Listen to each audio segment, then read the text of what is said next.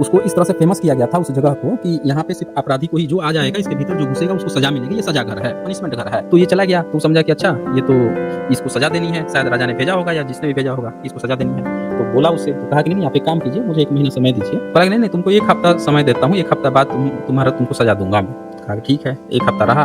1 हफ्ते बाद जब वो देखा कि भाई वो तरह तरह की चीजें उसको बताने लगा, तो उसका दिमाग फिर गया कि अरे यार ये तो गजब हो गया, अब मैं कैसे इसको मार पाऊंगा ये वो। अब वो बुलाया उसको, सम्राट अशोक को।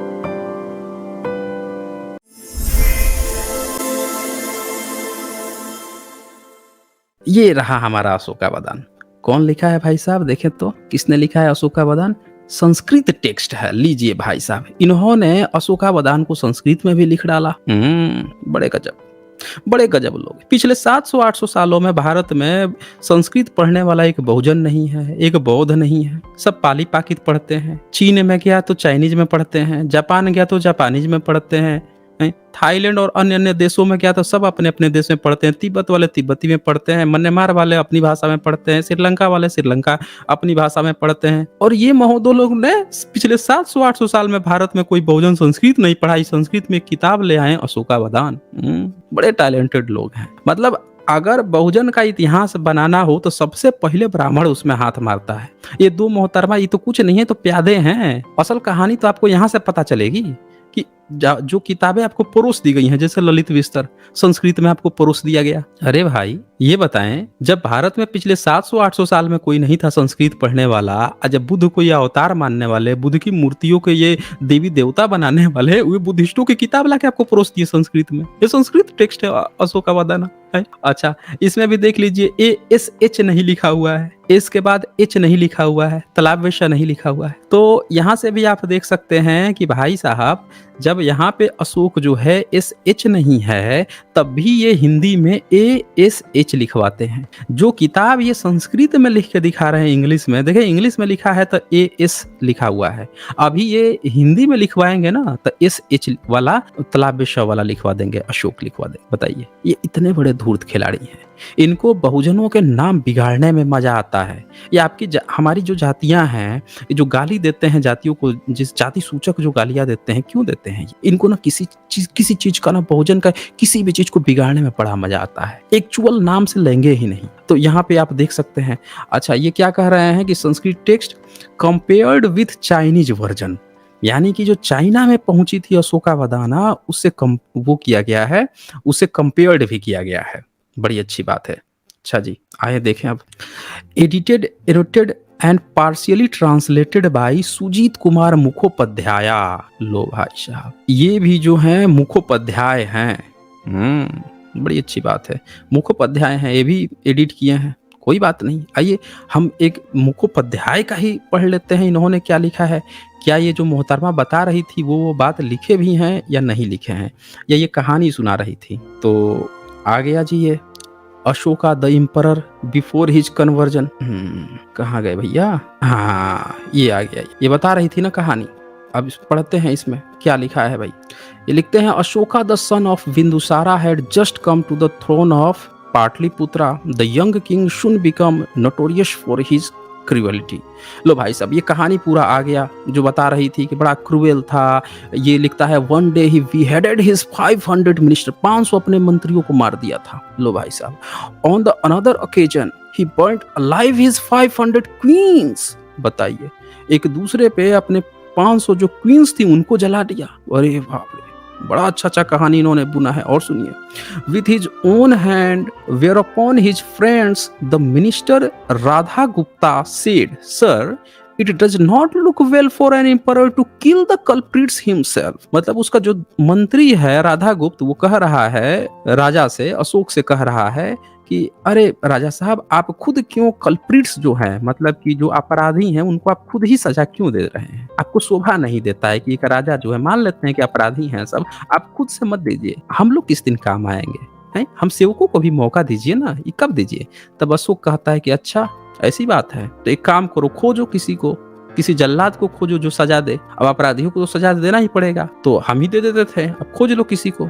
तब खोज के लाते हैं, जाते हैं, तब एक व्यक्ति, एक लड़का मिलता है, और वो लड़का भी क्या करता था, वैसे ही बहुत क्रूएल था, किसी को मार देता था, काट देता था। आ रहा था, उसके किसी ने पूछा कि भाई वो जो है ये देखिए एक आदमी लिख रहे हैं 500 क्वींस। हाँ भाई कहानी है, मैं बताऊंगा ना कि अभी कहानी चल रही है, वो रेफरेंस दी है ना, तो मैं पूरा पढ़ के सुनाऊंगा ना कि किताब में क्या क्या लिखा हुआ है, लिखा है वो कितना सही है कि नहीं है, क्योंकि कहानियां जो होती हैं उसमें बड़ा वो होता है, जैसे फिल्में बनती हैं, क्योंकि ये जो लिखा गया है ये लोग बता रहे हैं कि थर्ड से फिफ्थ सेंचुरी के बीच में इस तरह की कहानियां बनाई गई होंगी।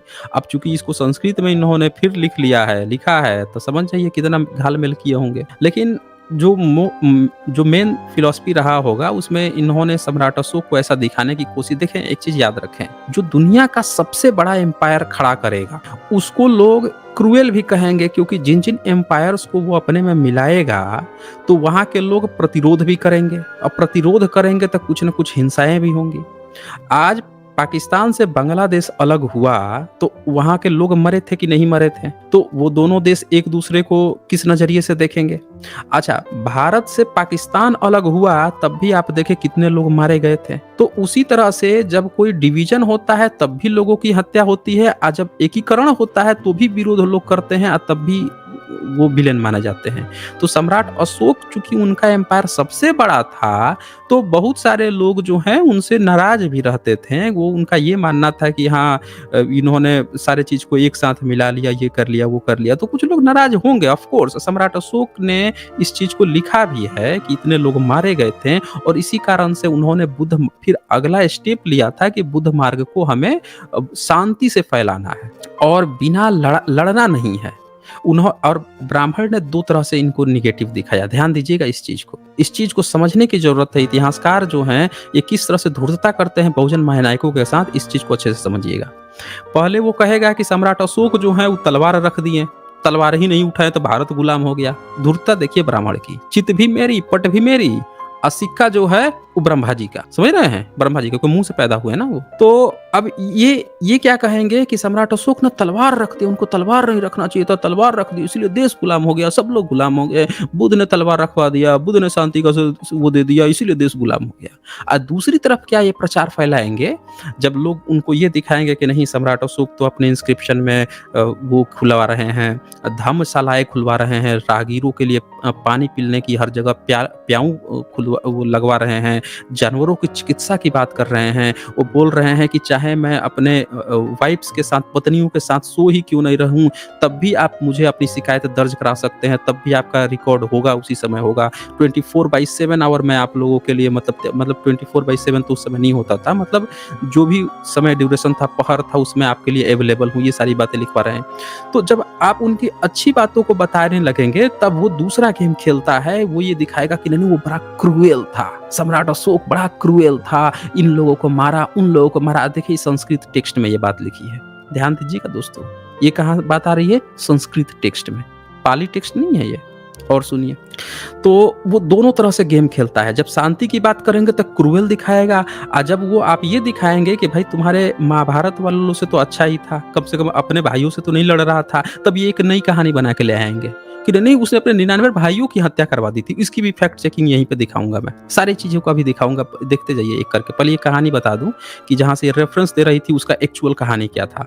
तो अब वो लड़के को बुलवाता है, वो लड़का जो है उसका नाम रहता है गृहिका, और चूंकि वो लोगों को मार देता था तो उसका नाम रखा था चंड, तो उसका नाम चंड था, चंड गृह का नाम था। तो उसको बुलाया तब बोला कि देखो भाई, अब आज के बाद से जो है मैं लोग अपराधियों को खुद से नहीं मारूंगा, तो ये तुमको रखा जा रहा है। तो कहा कि हमको एक बड़ा अच्छा शानदार महल दीजिए, शानदार महल उसको बनवा दिया। अब वो शानदार महल में रहता था, और उसी में जितने भी जो लोग होते थे, जितने अपराधी होते थे, उन्हीं को उसी में भेज दिया जाता था, और उसी में जाके वो उनको मारता उड़ता था। एक बार क्या हुआ कि जो गुप्त लोग होते हैं, इसमें गुप्त सरनेम बार बार आया है, गुप्त लोग को दिखाया गया है कि वो बुद्धिस्ट हुआ करते थे, व्यापारी होते थे या सब बुद्धिस्ट होते थे। ये अशोकावदान में मल्टीपल टाइम्स आया है। जो लोग भी नहीं जानते हैं अपना इतिहास, उनको ये बात समझना चाहिए कि इसमें इस चीज को बार बार मेंशन किया गया है। तो अब एक मर्चेंट इसी तरह से था, व्यापारी था, वो समुद्र में ही था, समुद्र में ही उसका एक बच्चा जन्म लिया था। वो 12 साल तक उसी में रहा, उसका नाम ही समुद्र पड़ गया, क्योंकि वो हमेशा ही जहाज पे ही रहता था। तो एक दिन जो समुद्री लुटेरे थे सब मार काट दिए सबको। अब वो जो 12 साल का बच्चा था, उसको जो बौद्ध मॉन्क्स थे वो अपने मठ में ले गए, वहीं पे उसको बचाएं और उसको सिखाए पढ़ाएं। एक दिन क्या हुआ, बच्चा घूमने के लिए निकला गया क्योंकि हमेशा समुद्र में रहता था। तो वो गया तो उसको वही महल दिख गया जिसमें ई चंड रहता था, चंडगृह का रहता। तो गया तो वो बोला कि अच्छा, वो समझता था कि यहाँ पे जो आएगा वो अपराधी ही आएगा। उसको इस तरह से फेमस किया गया था उस जगह को कि यहाँ पे सिर्फ अपराधी को ही, जो आ जाएगा इसके भीतर जो घुसेगा उसको सजा मिलेगी, ये सजा घर है, पनिशमेंट घर है। तो ये चला गया तो समझा कि अच्छा ये तो इसको सजा देनी है, शायद राजा ने भेजा होगा या जिसने भी भेजा होगा, इसको सजा देनी है। तो बोला उससे, तो कहा कि नहीं आप एक काम कीजिए, मुझे 1 महीना समय दीजिए। बोला कि नहीं तुमको 1 हफ्ता समय देता हूँ, 1 हफ्ता बाद तुमको सजा दूंगा मैं। कहा कि ठीक है। 1 हफ्ता रहा। 1 हफ्ते बाद जब वो देखा कि भाई वो तरह तरह की चीजें उसको बताने लगा तो उसका दिमाग फिर गया कि अरे यार ये तो गजब हो गया, अब मैं कैसे इसको मार पाऊंगा ये वो। अब वो बुलाया उसको, सम्राट अशोक को। तो जो अशोक था वो जब इसके पास आता है वो भी देख के उसको नतमस्तक हो गया। उस बच्चा जो था वो बौद्ध भिक्खु बन चुका था, अब गुप्त था वो, तो बौद्ध भिक्खु, तो वो नतमस्तक हो गया। जब नतमस्तक हो गया तो उसने उसे कहा कि देखो 100 साल बाद व्यक्ति जन्म लेगा, वो सम्राट अशोक के नाम से प्रसिद्ध होगा। वो तरह तरह की बातें बता के और वहां से गायब हो गया। मतलब ये एक नाटकीय घटना इसमें दर्ज की गई है, समझ रहे हैं। ये मोहतरमा क्या बता रही थी कि उसी का नाम चंड अशोक था, सम्राट अशोक का नाम, और फिर उसको धर्माशोक में बना दिया गया। यहाँ पे ये कहानी है कि अब क्या हुआ कि उसने कहा कि भैया ये बंद करो, ये सारी चीजें जो हैं उसको बंद करो, हटाओ। यहाँ पे तो अच्छे लोग, निर्दोष लोग को भी तुम सजा दे देते हो। तो वो बोला कि नहीं नहीं, हमारा जो नियम था कि जो आएगा उसको हम मारेंगे, यहाँ पे सजा देंगे। तो कहा कि सम्राट अशोक जो है वो कहा कि अच्छा मान लो कि हम यहाँ आए हैं तो तुम हमको भी सजा दोगे। तो कहा कि रूल इज रूल, ये तो रूल है कि जो आएगा, आपने कहा था, हमने तो हमें तो यही डील हुई थी कि जो पनिशमेंट वाला है वही यहाँ पे आएगा, जो आएगा तो उसको सजा देनी पड़ेगी।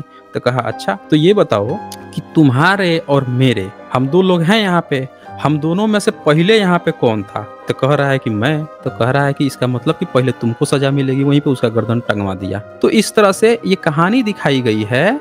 यहाँ पे सिर्फ ये कहानी है दोस्तों, इसका हिस्ट्री से नहीं मतलब है। ये मैं नहीं कह रहा हूँ, आप देखिए ये जो मुखोपाध्याय जो हैं वो खुद भी ये बात को कहा है। इसमें आप ये देख सकते हैं, यहाँ पे लिखा हुआ है, this is interesting episode from the ये पम सुप्रदा वदाना। If anyone be tempted to search for history in this he will be mislead. ये कह रहा है यहाँ पे कि अगर जो भी व्यक्ति इसको पढ़ के इतिहास खोजेगा वो मिसलीड हो जाएगा। पर वो मोहतरमा जो हैं इसी का रेफरेंस देके एक बार भी ये बात नहीं कही कि उसमें ये बात, जो जितने भी जो रिसर्च हुई है, जो लोग हैं, जिसने इसको एडिट किया है, जिसने ट्रांसलेट किया है, वो भी इस बात कह रहा है कि ये हिस्टोरिकल पर्पस के लिए नहीं है। जो हिस्ट्री पर्पस से देखोगे तो आप मिसलीड हो जाओगे। इसीलिए मैंने कहा था कि सब नफरती एजेंडा चला रहे हैं कि भाई जब आप जिस किताब से रेफरेंस दे रहे हैं, जिस व्यक्ति ने उसको कंपाइल किया है, तो पूरी भी बात उसको सुनिए ना, वो क्या कह रहा है। ये लिख रहा है कि इंटरेस्टिंग एपिसोड फ्रॉम द, ये नाम दिया है कि जिसमें ये मेंशन है, कह रहा है कि if anyone be tempted to search for history in this he will be mislead. ये लिख रहा है कि मिसलीड हो जाओगे अगर इसको इतिहास समझने की समझोगे तो। आगे लिखते हैं कि he will be mislead, history tell us the Ashoka was a cruel king. अब ये खुद कह रहा है, मुखोपाध्याय है, भी ब्राह्मण है, ये भी कह रहा है कि हमको इतिहास बताता है कि जो अशोक हैं, सम्राट अशोक जो हैं वो क्रूएल किंग थे, क्योंकि ब्राह्मणों ने ही इस पूरा कंपाइल किया है तो इन्होंने उनको क्रूएल बना दिया। फिर क्या लिख रहे हैं, in his early days, but मतलब दिखा रहा है कि शुरू डेज में इन लोगों ने बताया कि वो क्रूएल थे, but should he be painted like this. अब ये खुद कह रहा है कि लेकिन ये जिस तरह से लिखा गया है, तो क्या हम लोगों को इस तरह से इनको क्रूएल दिखाना चाहिए? ये खुद क्वेश्चन पूछ रहा है। तो यहाँ से आप साफ साफ देख सकते हैं दोस्तों कि ये कंपाइल करने वाला भी मना कर रहा है कि इसको इतिहास समझेंगे तो आप मिसलीड हो जाएंगे। ये कहानी पर्पस से बनाई गई है और ये किताब ही सम्राट अशोक के जाने के 500 साल बाद कंपाइल की गई है, उसके बाद से लिखी गई है। जैसे क्या होता है कि कभी कभी आपको जब किसी नायक को तैयार करना होता है, उसकी दानवीरता दिखानी होती है, उसका परोपकारीपन दिखाना होता है, तो पहले आपको ये दिखाना पड़ता है, उसकी मिसाल देनी पड़ती है कि देखो वो पहले कितना खराब था। मतलब एक होता है ना कि जब डॉक्टर प्रचार करता है, स्किन कोई वो होता है ना प्लास्टिक सर्जरी वाला, तो वो क्या दिखाएगा कि देखो ये पहले था, स्किन सर्जरी के बाद से, प्लास्टिक सर्जरी के बाद से अब ऐसे हो गया। तो वो क्या करेगा कि जो पहला वाला फेज होगा ना, उसको और थोड़ा बुरा दिखाने की कोशिश करेगा कि हम तो बहुत अच्छा बना दिए और अच्छा बना दिए। तो ये कहानियों का पर्पस हुआ करता था। सम्राट अशोक को लोग थोड़ा-सा ऐसा दिखाने की कोशिश करते थे कि देखो वो पहले ज़्यादा बुरे थे, लेकिन देखो धम्म के कारण वो कितना अच्छा हो गए। बहुत सारे लोग ऐसी कहानियाँ सुनाते थे, लेकिन ये क्या किए हैं कि ये खुद कह रहा है कि भाई इससे मिसलीड हो जाओगे, अब वो ज़बरदस्ती इसी का कोट दे के उनको ऐसा दिखा रही है। तो इसीलिए मैं कहता हूँ कि ये लोग आपको कभी भी सत्य जो ट्रूथ होता है वो कभी नहीं बताते, हमेशा वो चीज़ें बताते हैं जिससे कि आप मिसलीड रहें। ये चाहते ही हैं लोग कि सही वाला इतिहास ना कभी सामने ही ना पाए। अच्छा, ये तो एक बात हुई। अब मैं आगे ना आपको और इनकी कहानी सुनाता हूँ, वो सुन के आप लोगों को और मज़ा आएगा, ये क्या-क्या कहानी है। अब इसमें आगे लिखते हैं कि he was young is confessed by himself in one of his rock addicts. ये खुद ही कन्फेस कर रहा है। समझे कि वो कितने दयालु व्यक्ति हैं कि वो खुद ही कन्फेस किए हैं। There he says the country of Kalinga was conquered when king Priyadarshan the beloved of god, ये इंग्लिश में बिलोव्ड ऑफ गॉड लिखते हैं क्योंकि इन लोगों को पता ही नहीं था दरअसल उस समय। तो प्रियदर्शी वो बात हुआ, has been anointed 8 years, 150,000 were captured from there, 100,000 were killed and many times as many dies। तो ये यहाँ पे ये चीज़ लिखा हुआ है और वो मतलब दिखाए हैं कि ये खुद ही मेंशन किए हैं कि इतने इतने लोग वहाँ पे मरे थे, ये विस्थापन किया गया। इसी को दिखा के ये लोग क्रूएल बताने की कोशिश करते हैं। अरे भाई, वो ऐसे इंसान थे कि उन्होंने वो चीज़ खुद से एक्सेप्ट कर दिया, लिख दिया। इतिहास का ये पहला ऐसा राजा थे जिन्होंने ये चीज़ दिखाई कि भाई हम लड़ाई के बाद से इतने इतने लोग मरे हैं, अब मैं इस पर दुख व्यक्त करता हूँ, दुश्मन के लिए दुख व्यक्त करता हूँ। मैं कह रहा हूँ आज भी भारत पाकिस्तान में लड़ाई होती है या भारत चीन में हो जाए, तो क्या हम पड़ोस में जो लोग मरे हैं उनके लिए हमारे जो वजीरे आला हैं, क्या वो शोक व्यक्त करेंगे कि हमारे सैनिकों ने पाकिस्तान के इतने सैनिकों को मार दिया? या पाकिस्तान के जो वजीरे आला हैं वो हमारे भारत के अगर सैनिक कोई मर जाता है या मार देते हैं वो लोग, तो क्या वो लोग अपने लिखवाएंगे रॉकेट कि हमने आज बहुत बुरा किया, हमने अपने पड़ोसी देश के इतने लोगों को मार दिया? क्या ये कभी कहेंगे? नहीं कहेगा। पूरी दुनिया में कोई ये बात नहीं कहता है। लेकिन ये सम्राट अशोक, ये बुद्धिज्म का प्रभाव था कि उन्होंने ये चीज़ कही, उन्होंने रॉक एडिक्ट्स में लिखवा दिए बाकायदे कि मुझे इस चीज़ पर ग्लानि उत्पन्न हो रही है। अब इस चीज़ को देखें ये मोहतरमा कैसे दिखाती हैं, ज़रा सुनिए इस चीज़ को। और वो 99 भाई वाली जो हत्या है वो भी दिखाऊंगा, लेकिन उससे पहले इनका मतलब कहाँ कलिंगा के किस उस इंस्क्रिप्शन में कहीं चर्चा ही नहीं आई है कि उन्होंने किसी ब्राह्मण को मारा है। अभी मैंने आपको पढ़ के सुनाया, उसमें साफ-साफ लिखा है कि इतने लोगों को वहाँ से पदस्थापित किया गया, इतने लोग मारे गए, कहीं ब्राह्मण का चर्चा था उसमें? हैं? ये देखिए ना, ये देख लीजिए, आप लोग खुद ही देख लीजिए, ये बड़ा कर देता हूँ, देख लीजिए आप। कहीं भी इस इंस्क्रिप्शन में कहीं पे ये देख लीजिए ना, यहाँ पे लिखा हुआ है। कहीं कहीं भी नहीं लिखा हुआ है कि वो किसी ब्राह्मण को मारे हैं, कहीं नहीं लिखा है। ये है, ये सेकंड पैराग्राफ जो है, तो Ashoka was A cruel king, ये लिखा हुआ है ना यहाँ पे। और किस आधार पर कहा गया है, तो ये लिखा गया है, ये देयर ही सेज द मतलब rock edicts, there he says, इस आधार पर इन लोगों ने क्रूअल किंग कहा है। तो वो क्रूअल किंग नहीं है, वो अच्छाई का प्रतीक है कि उस राजा ने एक्सेप्ट किया, उसको लिखवा दिया। क्या लिखवाया कि the country of Kalinga was conquered when king Priyadarshan the beloved of god had been anointed 8 years, 150,000 were captured from there। ठीक है, इन्होंने क्या लिखा है, 150,000 were captured from there, 100,000 were killed and many times as many died। ठीक है ना? तो अब बताइए, इतने लोग डाइड हुए हैं, लेकिन यहाँ पे कहीं भी आपको ब्राह्मण आया है कि ब्राह्मण की इन्होंने हत्या की है? नहीं आया ना। अब बताइए, इसी किताब का हवाला देके वो ब्राह्मणी महोदया जो हैं आपको क्या बता रही हैं कि उनको ये इतने बड़े हमारे भारत के जो अपने को सो कॉल्ड इतिहासकार बनते हैं, ये इतना झूठा प्रोपेगेंडा दिखाते हैं। मतलब शर्म आनी चाहिए इन लोगों को, डूब मरना चाहिए चुल्लू भर पानी में। अरे जब ये बता दीजिए कि पूरे इतिहास में ब्राह्मण जो है, सम्राट अशोक के समय ब्राह्मण आया था लड़ने के लिए क्या उनसे? ये ब्राह्मण तो घर में बैठे हुए थे सब, लिखे हैं अपनी किताबों में कि लड़ना क्षत्रिय का काम है, हमारा क्या काम है? अब ब्राह्मण वहां गया था लड़ने के लिए कि उतने लोगों को, ब्राह्मण को मार दिए। वो इतने झूठे प्रोपेगेंडाबाज पता नहीं कहां कहां से आ जाते हैं। इसीलिए मुझे कहता हूं कि अगर आप, शुरू में ही मैंने बताया था कि अगर आप आस्तिक बन जाए, नास्तिक बन जाए, लेफ्ट बन जाए, राइट बन जाए, सेंटर बन जाए, लेकिन अगर आप ब्राह्मण हैं तो आपका ब्राह्मणवाद वाला जो प्रोपेगेंडा आपके अंदर जो उसका कीड़ा घुसा हुआ है, कीड़वा आपको हमेशा प्रोपेगेंडा के लिए तैयार करेगा। कब तैयार करेगा, कब कीड़ा कुलबुला उठेगा, पता ही नहीं चलेगा। बताइए, इतिहासकार हैं, बोल रहे हैं हम एक्सपर्ट सेलिब्रिटीज हैं इतना झूठ बोल रही हैं कि ब्राह्मणों को वो आत्मग्लानि हो गई कि ब्राह्मणों को उन्होंने मार दिया है। सुनिए आगे और कहते हैं कि पहले हमारे यहाँ 3 पीकॉक और 2 डियर कटते थे राजभोज के लिए। क्या अब बात कर रही सिर्फ हैं? 1 पीकॉक और 2 डियर कटते हैं राजभोज के लिए। अरे बाप रे बाप, ये देखिए इनकी हंसी, देखिए इनकी हंसी पर सुनिए, अगर आप उनको हंसी देख लीजिए इनको। मतलब देखा आपने, इन्होंने एक और नया प्रोपेगेंडा फैला दिया कि पहले उनके यहाँ 3 पीकॉक और इतने डियर कटते थे, में हिरण कटते थे। अरे महोदया मोहतरमा, वो शब्द ही नहीं है उसमें, एनिमल्स हैं, बर्ड्स हैं। भाषा विज्ञान नहीं पता है तो जाके भाषा वैज्ञानिकों की किताब पढ़ लीजिए। पाली नहीं आती है तो उसको संस्कृत की तरह मत अनुवाद कर लीजिए। आपके संस्कृत में मृग का मतलब हिरन होता होगा, ठीक है ना। ये जबरदस्ती आप पाली को कन्वर्ट मत कीजिए। वहां पे जानवर एनिमल्स की बात आई है और वो बर्ड्स की बात आई है। इन्होंने क्या उसको मोर बना लिया, बताइए।